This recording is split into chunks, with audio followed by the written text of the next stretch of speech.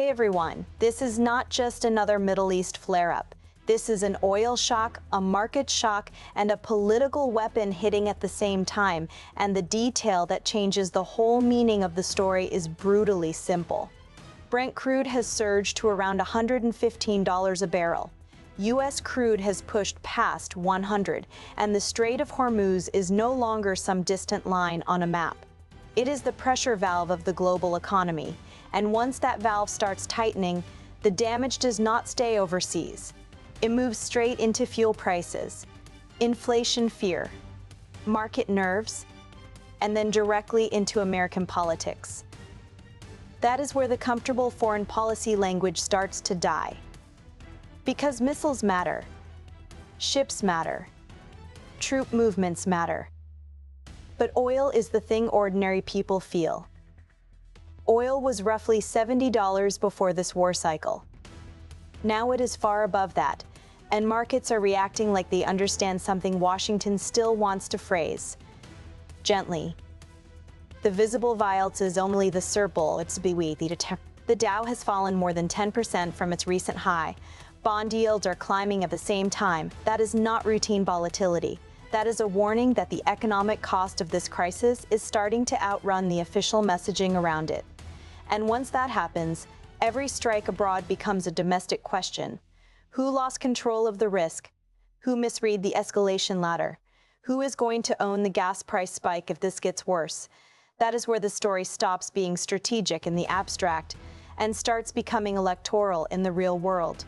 Voters can ignore another lecture about deterrence. They do not ignore higher fuel bills, sliding retirement accounts, and the feeling that events thousands of miles away are suddenly reaching into their own week. And the contradiction inside Washington is already visible. The administration has delayed some planned strikes on Iranian energy targets, while also threatening harder action if negotiations fail. At the same time, it has eased restrictions on some Iranian crude already at sea because the energy squeeze is getting harder to ignore. That is not a picture of clean leverage. That is pressure-bending policy in public.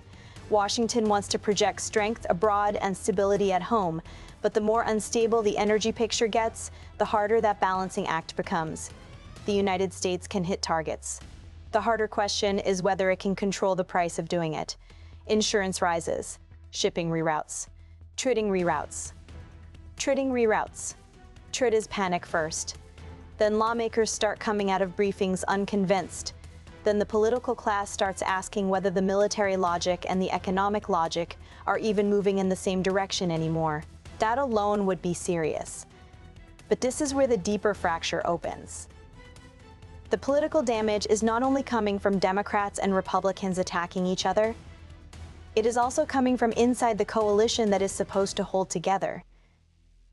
A visible MAGA split has opened over the Iran war, including public clashes and criticism from figures who see this as a betrayal of the movement's anti-interventionist promise. And once a coalition starts choosing between ideology and cost, the next stage gets much more dangerous. Because if oil keeps climbing, if Hormuz traffic keeps tightening, and if the public starts hearing one message from the White House and another from the market, then this crisis is about to move into a far more explosive phase. And the next layer is even more dangerous, because once oil starts behaving like a campaign issue, nobody in Washington gets to keep this conflict inside the foreign policy box. The question is no longer just whether the United States can project force in the Gulf. The question is whether the White House can stop a regional war from bleeding into inflation, voter anger, and congressional panic at the same time. That is the shape of the trap now. This year's midterms will decide the full House and roughly 1/3 of the Senate, which means every jump in energy costs, every ugly market session, every confusing briefing, and every sign of drift gets translated into electoral risk almost immediately. And the public mood is already turning hard.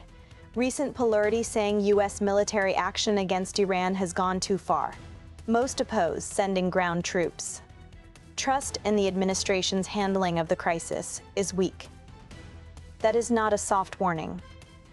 That is a political siren going off before the conflict has even reached a clear endpoint. Because once a war starts losing public confidence early, every new escalation gets harder to sell, harder to sustain, and easier for rivals to weaponize. This is where the official line starts to crack under its own contradictions. The administration wants to sound tough enough to deter Iran, calm enough to reassure markets, and disciplined enough to avoid the shadow of another open-ended Middle East war. But those messages do not sit together cleanly when the battlefield keeps producing new pressure. Negotiation deadlines have already been extended. Uncertainty over troop involvement is still hanging over the whole picture. And that matters, because uncertainty in a crisis is not neutral. It creates room for fear, miscalculation, and political collapse. That alone would be damaging, but it gets worse when the military planning stops sounding narrow. Reports of Pentagon preparation for possible weeks-long operations, including targeted raids and the deployment of thousands of U.S. troops and Marines if the conflict widens, change the public meaning of the word limited. The White House may never choose that route. At this stage, that remains an open question. But the existence of those plans tells voters, allies, adversaries, the system is preparing for something bigger than the language used to describe it in public. That is where confidence becomes a liability. Because once people hear about raids, Marines, and possible operations around strategic energy infrastructure, they do not hear control. They hear mission creep. They hear sliding objectives. They hear the old promise that force will stay contained right up until events make containment impossible. And in American politics, that memory is toxic, especially with the economy already on edge. Treasury yields, our Asian markets, our aid. War risk insurance for ships moving through the Gulf has reportedly jumped to between 5 and 10% of a vessel's value, compared with a normal peacetime range near 0.25%. That is not some technical footnote. That is instability getting a visible price tag before a single voter has been asked to bless the strategy. And once instability gets priced in, the debate stops being about whether this looks strong. It becomes about whether this looks controlled at all. And that is exactly where the next and most dangerous contradiction starts to surface. What this debate is really exposing is not just fear of another war. It is fear of a government losing control of the cost curve while still insisting the mission is contained. That is the deepest fracture in the whole story. Washington wants to talk like this is manageable. The market is saying otherwise. Voters are saying otherwise. Voters are saying otherwise. And once that gap opens, foreign policy stops looking strategic and starts looking combustible. Oil has already pushed back above $100 a barrel. Brent has climbed sharply from its earlier range. Shipping rates skipped at the big rocket. War risk insurance has spiked. The Dow has slipped into correction territory. Those are not distant technical signals. Those are visible reminders that a war in the Middle East can still hit retirement accounts, freight costs, fuel bills, and political trust inside the United States. That is where the official confidence starts to look thin. Because once the public sees energy prices rising, markets sliding, and military planning deepening at the same time, the promise of a clean and limited confrontation gets much harder to sell. Reports of preparations for possible weeks-long operations, along with additional Marines moving into the region, do not sound like a crisis winding down. They sound like a system preparing for the possibility that this pressure is not temporary at all. That may be contingency planning, but politically contingency planning has a sound. And in America, it sounds expensive. That is the point people should be watching now. Not only whether the next strike lands, but whether the administration can still define an end state that sounds believable. Because once a war loses a clear endpoint, every new move starts carrying more political weight than it should. A raid has to be justified. A deployment has to be justified. A tanker rerouting has to be explained. A market drop has to be absorbed. A spike at the pump has to be answered.